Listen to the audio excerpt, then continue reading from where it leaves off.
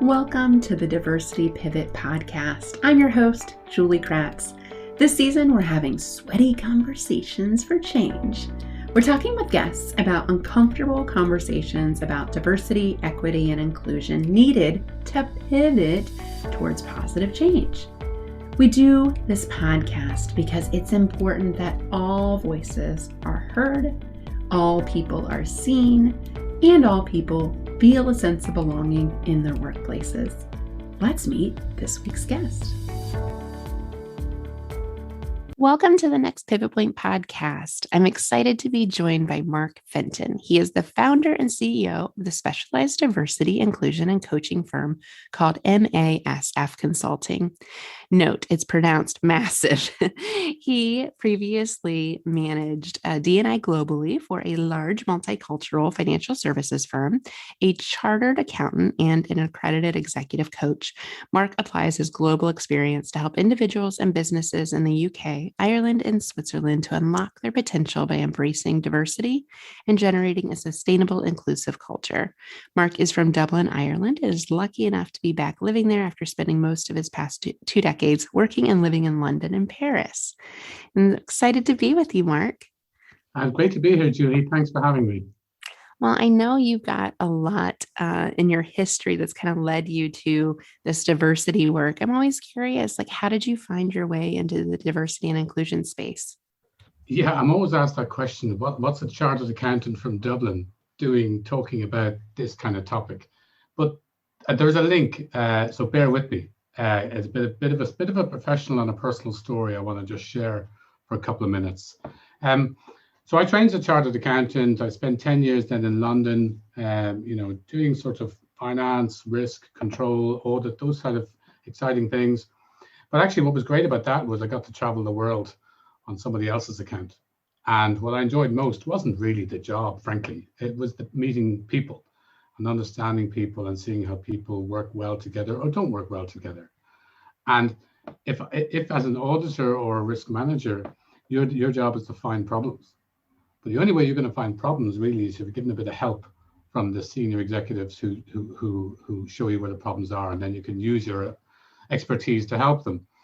And the only way to get that, I found, was to build trust relationships. So I was very much into relationships and interactions and psychology and that kind of thing. But I knew nothing or next to nothing about quote unquote diversity, equity, inclusion. And something happened to me then back in 2007 that changed my life entirely, professionally and personally. So I was in London, I've been in London for years, and I got an opportunity to move to Paris. So who would say no, right? To be chief of staff to, he was the deputy CEO, he's now the chairman of a very, very large global financial services company. And I remember going down the Champs-Elysees in the taxi, getting ready for the interview, turning left onto Avenue Matignon, which is very fancy, and going into his very fancy office. And I was a little bit awestruck and I was a little bit scared. And I talked in the interview and I sort of said, hey, Denis, here's all the reasons why I can't do the job. I don't speak French. I've never worked in the industry. I don't know anything about business development in France. And he looked at me strangely and I'm thinking, Mark, this is not the best way to do an interview. So I decided to say, actually, let me tell you a bit about myself and what I am and how I think and what my background is and how my dad and my mom raised me and so on. And so I talked at length just about my own views and the way I shape things. And anyway, he gave me the job. And I turned around and I said, why did you give me the job? And he said, Mark, I was looking for diversity. And I was really struck by that because people can't see me, but I am a white, middle-aged, middle-class, private school, educated, able-bodied, heterosexual chartered accountant, right? I am the most undiverse person you can imagine. So I thought, right? Right. But what he really meant was that what he liked about me was my perspective, my cognitive diversity, my perspective, my thinking style, my own ethnicity compared to his. And that really opened the door up to, let's be diverse about diversity. I always thought diversity was something more obvious and more visible. Gender, ability, ethnicity, but it's so much more than that. So that was my first lesson about being diverse about diversity.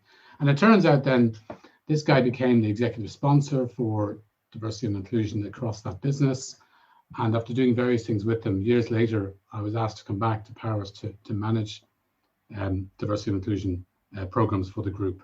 And so having that first contact in that first scary meeting back in 2007 changed my life professionally, because that gave me the knowledge, the confidence to then set up my own business, MASF Consulting, in 2016. And I've been doing that for the last 5 years. But the other part of the story, the personal side, is the very first day I walked into that office, the 22nd of March 2007, at around about 2:15 p.m., I met Marion, who was a crazy girl from London who'd only just moved to Paris. And turns out we had a lot in common, and we ended up getting married in Paris. And then we're moving back to Dublin. We've got 2 kids and a dog, and everything's wonderful. So thank you, Denis, for giving me the opportunity. Thank you, Marion, for being there. And thank everyone for opening up my eyes to this world of diversity, equity, and inclusion, which I now see as a very broad world. Oh, that's really, such an interesting story. To be part of it. Yeah, Mark, that's such an interesting story, because there's all different ways to find your way into this work. And, I'm challenged with that too. In a lot of, over here in the United States, when I'm working with a lot of corporate America type of clients, they put the diversity label on things. And like you said, it quickly becomes race and gender here. And people think they can see those things. You can't always see those things. There's not more to our identities than that. And when we broaden the definition beyond race, gender, even abilities, LGBTQ plus, those are kind of the big 4 that we usually operate within. But I think there's a lot of benefits to bringing in white men into this conversation. And I love what you said, having a diverse perspective, right? And I don't think we want to water down the definition and, not confuse it with other attributes of the majority group. But I do think having a diverse perspective is what this work is all about. So I'm just curious, Mark, when you being a white man, like you said, and visibly going into these settings and talking about diversity, how do people usually respond to that? Yeah, so I'm, I can't change the fact that I'm a white straight man, and there's nothing wrong with white straight men, right? And so I know that I'm very, very privileged, and I have benefited from a huge amount of privilege in my life. And I know that the world is not equal and the world is not fair. And what I want to do is I want to say, okay, how can I use my impact and my influence, leverage my privilege to make a difference for other people? And it sounds corny, but that's really what I try to do, is to try to make a little bit of a difference, because difference is the difference that makes the difference, right? So the idea that, embracing diversity, embracing difference is what we should all be doing. And also just understanding those little small changes, whatever we can do, makes a big difference. But the other thing is, I think there should be more white men involved in this debate. I think there should be more white men, not only a part of the debate, but part of the offering of solutions and ideas and perspectives. Because not only am I a white man, but I'm a business guy. So I don't come with a learning and development background. I don't come with a HR background. I don't come with any kind of activist background and so on. I'm coming very much from the face of the problem, if you like. So when I walk into a boardroom or I walk into an organization, I'm more than likely faced with people who frankly look like me. And I can leverage that. I can tap into that affinity bias that they have, that similarity bias that they have.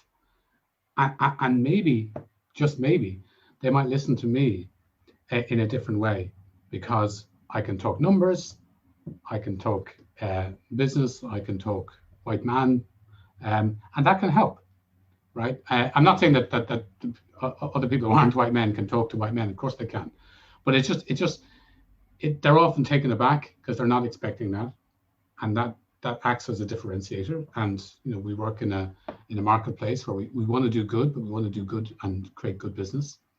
So I have it as a differentiator. But I think it's important that more broadly, that men, whatever their ethnicity, feel the psychological safety, have the psychological standing to be part of the solutions that we all need as a society. Yeah, I know that's one of my fears in some of the diversity and inclusion work, when we're only talking to folks that consider themselves to be a part of diverse communities, that sometimes we're not creating psychological safety for everyone in that conversation. And, sometimes, like you said, that affinity bias, that likeness that you have, when people see someone like you, they might feel a little safer joining a conversation, a little psychologically safer to join that conversation. Whereas before, I think it's totally fair until maybe recent events, maybe even the last, 5 to 10 years that you and I have been doing this work, that especially the majority group, especially white men, felt like diversity, like that's not the conversation for me. I'm not going in there. Like no one wants to hear from me. And, as you said, it's quite the opposite. We really need those voices to leverage the privilege for good. Those are the people that are in decision-making capacities and have access to budgets and resources and making really important decisions for organizations. So absolutely need those voices. I wonder, Mark, from your vantage point, what will it take to get more of the majority group, more white men involved in the D&I conversation? Well, again, sort of maybe tell it by a personal story. So having now got into that space, I moved back to Ireland in 2016, and I immediately wanted to get involved in National Women's Council of Ireland, a great organisation that's doing a lot of work for gender inequality issues in Ireland, which is one of the biggest issues we have from a sort of a diversity, equity, inclusion space. So I went to an event very soon after I came home, and I was so enthusiastic to contribute and be part of it. I went to this event and I counted the people who were there, and there were 100 people. There were 98 women there. There was one bearded millennial dude who was managing all of the tech, and there was me. And I stood up and called them out. And I said, listen, we're all, we need to be, I'd learned about being diverse about diversity from my interview with Denis. Now I realize that we have to be inclusive about inclusion.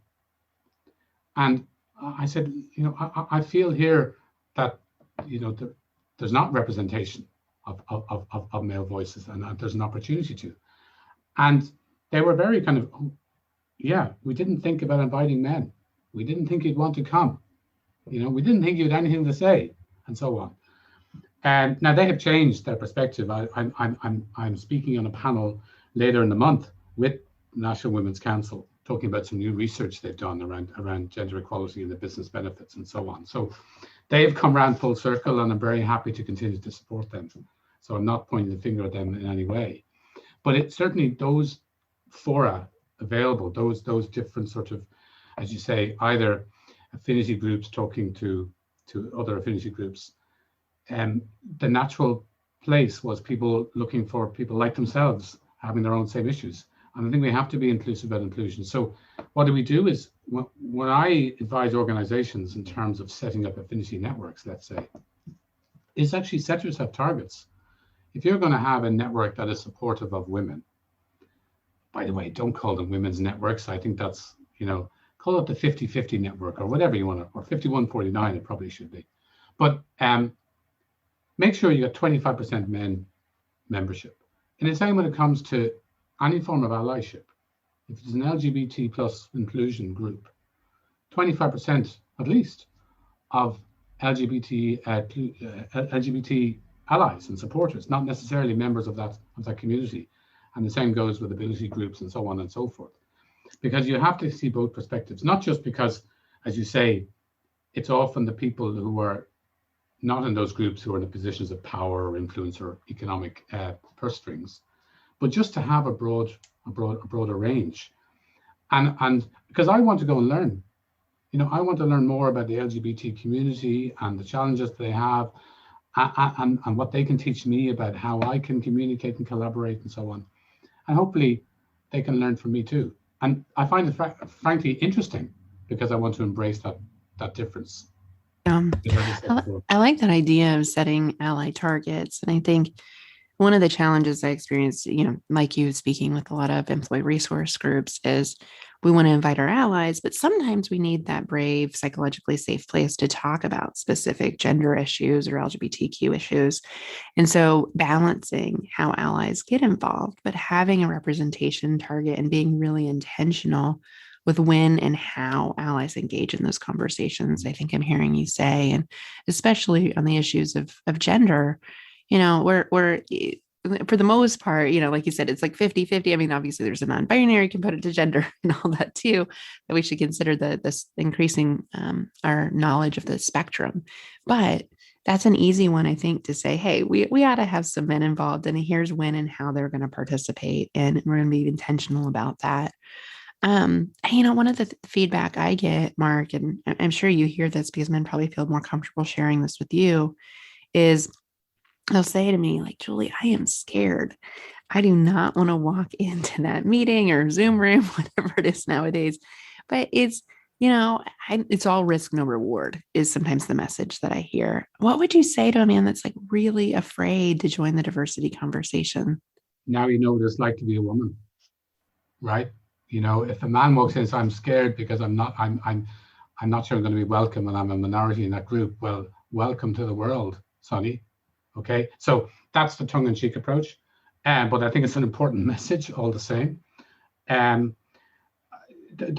think there's also the fact that, and this is something I've been doing with some clients, is offering a couple of different opportunities, right? Because you can have that mixed voice opportunity, and make it clear that actually the whole audience will welcome your input, and you will learn from them and they will learn from you. So they need you and you need them approach. And that might get people more interested.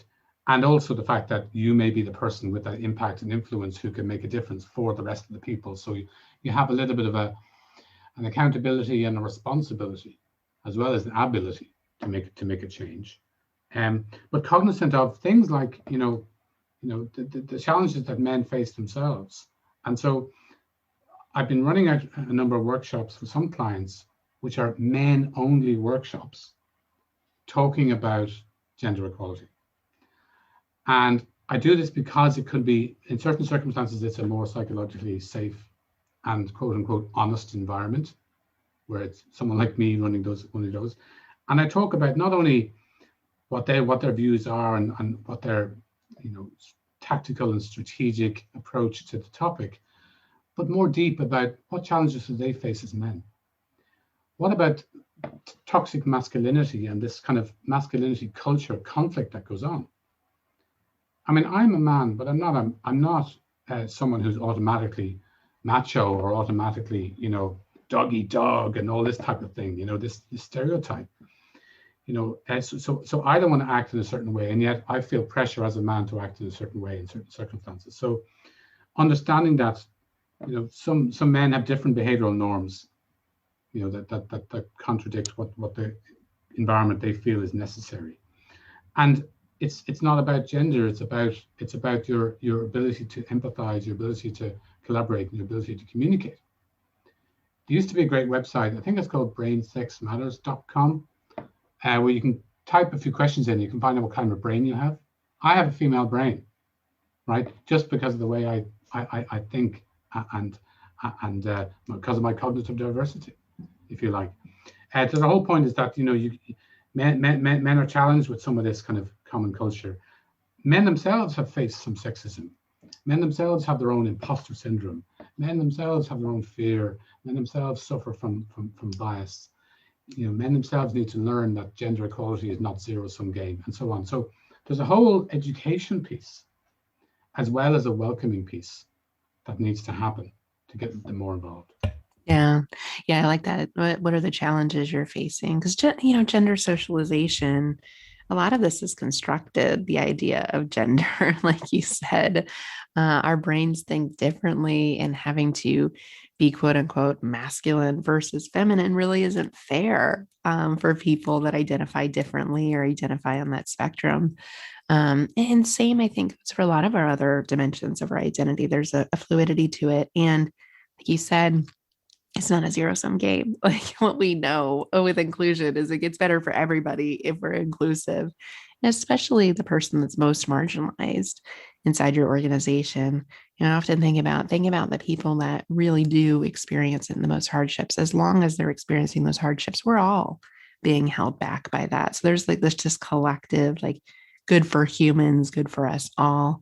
Why to the work that I think is really important, that people have that strong why. I called it like an ally why is what I call it in my work. That's the starting point. You have to know their why. Otherwise, the hard work of showing up again and again in this conversation and educating yourself is going to be harder because you're not going to have that compelling why to it to drive you. Absolutely. And I think there's a kind of a challenge sometimes with allyship. And I try to think of allyship in two ways, a capital A and a small a, right? Allyship at a capital A is when, like, you're being really visible and vocal and you're joining all the employee resource groups and you're sponsoring an initiative and you're speaking at events and all that sort of stuff. And there might well be people, who it's necessary to have those people, and people sometimes want that role, but a lot of people don't. And so they get scared away because they think if I can't go to this LGBT meeting because I fear of being labeled in some way or fear of being asked to do something I don't want to do. So I talk about allyship with a small a, which is simply day-to-day interactions and support you could have with just one other person. Putting your arm, virtually around a colleague, and just saying, hey, what's going on? How can I help? I'm there for you. Let me know. Tell me what's happening. We're allies all the time to our friends and family and our neighbors, but we don't convert that allyship at small a into the workplace. And yet when we do, we realize it's so natural to us. So allyship doesn't have to be this big, big bang involvement. It could be a very small involvement. And that's another way, sort of a graduated approach. Dip your toe in the water. You don't just jump in the ocean. Some people jump in the ocean, and that's crazy. I don't do sea swimming. My wife loves it. Sea swimming in Ireland, I can tell you, requires a certain constitution. I'm more of a dip my toe in the water type person. So I like that analogy. Yeah, I use it sometimes with allyship too. Like if you're scared, step number one, talk to people and trust, learn their story, dip the toe in the water. Like don't jump in the deep end. And just slowly continue on your journey of kind of immersing yourself into this work. And it's very much a baby steps approach. I mean, unfortunately, this work will be around for much longer than you and I's lifetimes, we know by the forecasts, unfortunate forecasts for real inclusion and equality in the world. But if we had more people jumping in and leveraging, like you said, their power, their privilege individually, that leads to collective movements inside organizations and culturally as well. So those little ally moves make a big difference cumulatively over time. Mark, what I tried to say, sorry, Julius, please. So much of this is often driven by individuals who are passionate, who are often passionate volunteers in organizations getting involved in this space, or you might have a passionate executive. And it does move the wheel initially and it creates momentum, but you often have key person dependency going on, right? And that person moves on, or that person gets tired, or that person, gets involved in other things, and suddenly the momentum is lost. And coming back to my internal audit chartered accountant days, I'm a lover of process. So how do we make diversity, equity, and inclusion, rather than the key person dependent, make it key process dependent, so that it lives on beyond our hopefully long lives, Julie? I don't want to be doom and gloom, but I did come to the realization that this work will live beyond me, and I want to carry the torch as long as I possibly can and as strongly as I possibly can, but we're going to need more allies to join in the journey as well. That's a great point you made, Mark. I think in just kind of wrapping up today, thinking about the future for diversity and inclusion and where your work is going with your clients, I think addressing processes is very much what I'm starting to see as well, that systemic change.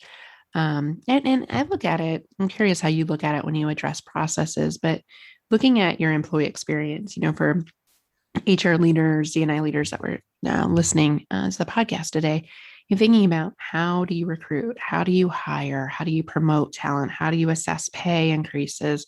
What's happening from a separation or exit interview perspective. And if you dissect those pieces and the processes that our employees are experiencing, you're probably going to find that employees that are underrepresented or of diverse groups are getting a different experience in the workplace. And that's something that has to be addressed, because us as individuals, we can only do so much if our promotion process is out of whack or people aren't being paid fairly. Those are systemic issues that need to be addressed collectively. What are you seeing with the processes and processes to pay attention to, Mark? Yeah, so it's the processes and how you address them, right? So coming back to the what can I do as one individual? I think there are 3 levels. There's the me level, right? There's the us level. So what can your team do? And the it, right? The big company, the big oil tanker. How do you turn around and how do you change a culture? And I think if we just look at it, we can see that at all 3 levels they can make a difference, right? Because each individual can make a difference to himself and his surroundings, because he can be or she can be or they can be a role model for others, right? And then as a team, when you have then multiple teams add up to it.